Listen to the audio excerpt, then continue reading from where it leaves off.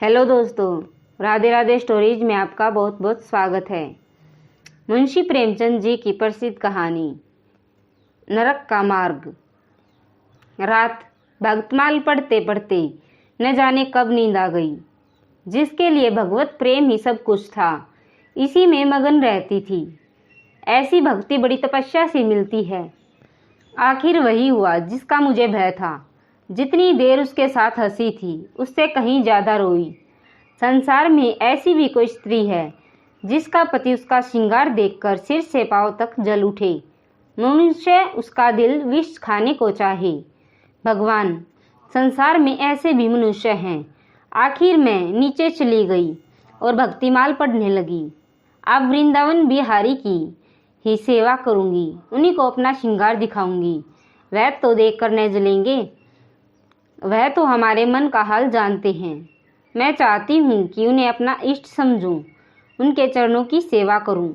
सारा दोष मेरे नसीबों का ही है, लेकिन यह सब जानते हुए भी जब उन्हें आते देखती हूँ तो मेरा दिल बैठ जाता है।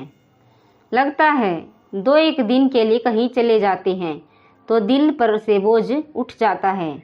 वही पुराने संस्कार हमारे मन में बने हुए हैं, नहीं तो वह मुझे देख देख कर क्यों जलते और मैं उनकी सूरत से क्यों घृणा करती, जो अभागिन कन्याओं को किसी न किसी पुरुष के गले बांध देना अनिवार्य समझती है।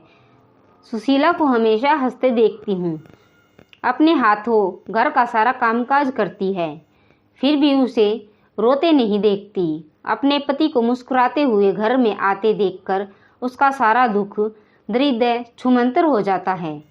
मैंने पूछा, तुमने मुझसे विवाह किस लिए किया था? यह प्रश्न सुनकर कुछ बौखला से गए, बगले झांकने लगे, खीसे निकालकर बोले, घर संभालने के लिए नहीं और क्या, भोगविलास के लिए। घरनी के बिना यह आपको भूत का डेरा सा मालूम होता था। मुझे इस घर की रक्षा करनी चाहिए और अपने को धन्य समझना चाहिए कि यह सारी संपत्ति मेरी है।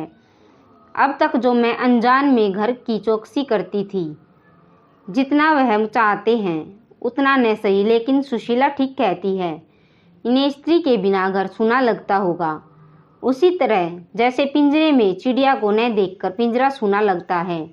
यह हम स्त्रियों का भाग्य है। मालूम नहीं इन्हें मुझ पर इतना संदेह क्यों होता है। कहीं जाती नहीं, कहीं आती नहीं, किसी से बोलती नहीं, फिर भी इतना संदेह। इन्हें मुझ पर संदेह करते लज्जा भी नहीं आती। काना आदमी किसी को हंसते देखता है तो समझता है लोग मुझी पर हंस रहे हैं। शायद इन्हें भी यही महम हो गया है। मैं इन्हें चिढ़ाती हूँ, अपने अधिकार से बाहर कोई काम कर बैठने से कदाचित हमारे चित्त की यही वृत्ति हो जाती है। भिक्षुक राजा की गद्दी पर बैठकर चैन की नींद नहीं सो सकता, उसे अपने चारों तरफ शत्रु दिखाई देंगे। मैं समझती हूँ सभी शादी करने वाले बूढ़ों का यही हाल है। आज सुशीला के कहने से मैं ठाकुर जी की झांकी देखने जा रही थी। मैंने कह दिया, जरा ठाकुर जी की झांकी देखने जाती हूँ। जो स्त्री अपने पति की सेवा नहीं करती, उसे देवताओं के दर्शन से पुण्य के बदले पाप होता है। इस अविश्वास का भी कुछ ठिकाना है। इन्हें मेरा उदास और विमन रहने पर आश्चर्य होता है। मैं यह सब कुछ न करके उल्टे और मुंह लटकाए रहती हूँ। कभी कभी बेचारे पर दया आती है। 3 दिन से बीमार है। किसी बीमारी की सूरत देखकर मेरा हृदय करुणा से चंचल हो जाता था। उन्होंने मुझे यहाँ कारावास दे रखा था। मैं इसे विवाह का पवित्र नाम नहीं देना चाहती।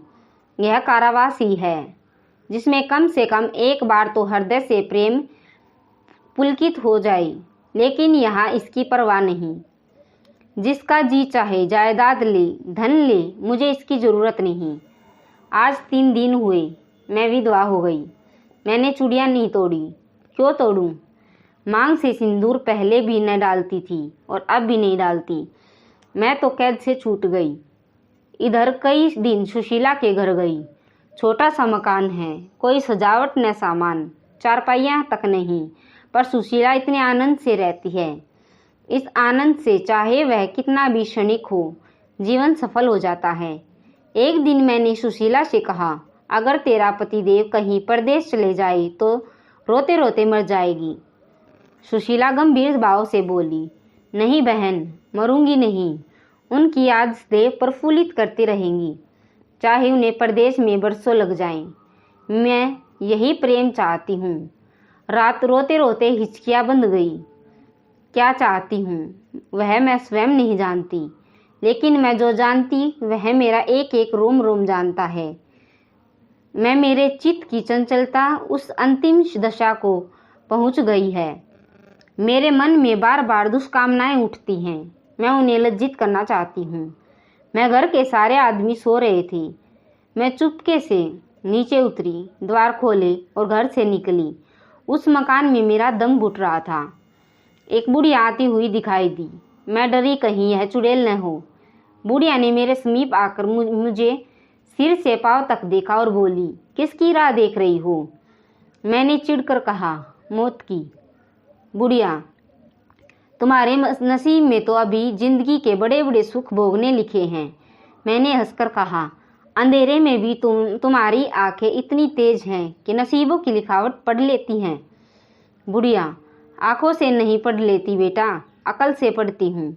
इसलिए इतनी रात को गए निकलती हूँ कि अपने हाथों किसी अभागिन का उद्धार हो सके तो करूँ। मैंने कहा, मुझे न धन चाहिए न संतान। मेरी मनोकामना तुम्हारे बस की बात नहीं। बुढ़िया हंसी, बेटी, जो तुम चाहती हो वह मैं जानती हूँ।